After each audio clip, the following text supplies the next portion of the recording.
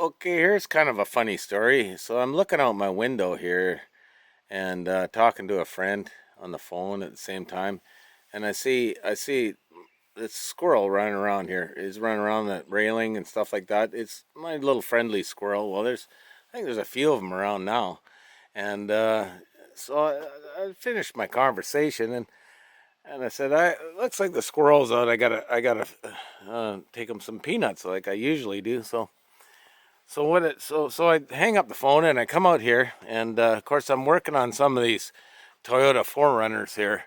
You got the crashed one still over here, and I'm doing a fuel injector job and working on some maintenance on the 4Runners, and I see I see the squirrel, and I'm not sure if it's the squirrel that goes over here. You see, I feed the peanuts to the squirrel over here. Right here is what I do is I put the peanuts right there. Can you see those peanuts are right there? And he comes and gets them. So when I come out here, he's sitting up on top of this wood right here. He sits up here and he looks around, and I put some peanuts there, and he comes and gets them.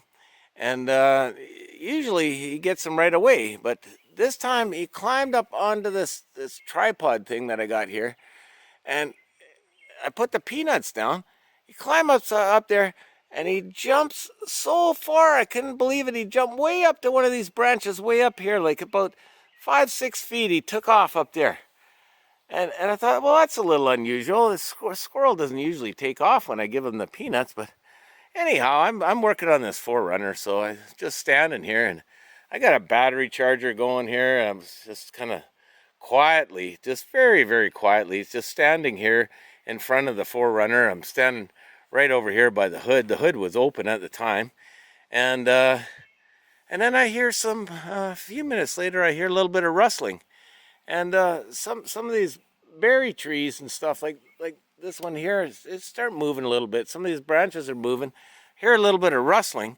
I think it's maybe the squirrel's coming back for his peanuts, and I'm thinking, well, sounds like a lot of rustling. The bushes are moving a little differently. And the squirrel doesn't really hang out in this bush here much. He's usually up in this tree here.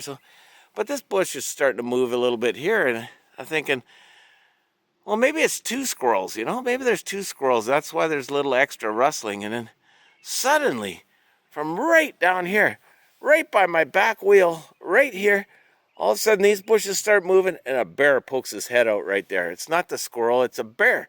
And he doesn't know I'm here. He doesn't even know I'm here, so I just yell at him, and he takes off. But it sure scared me, and it scared the bear as well. And he took off just a few minutes ago. His head poked out right here. And yeah. So yeah, I guess the guy's got to be a little careful with the wildlife around here.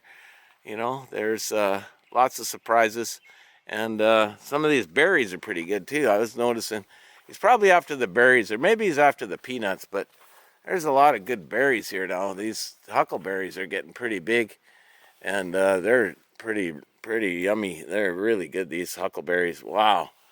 Oh, they're so delicious. Oh, they're big fat berries already, and it's early. There's thousands and thousands of them.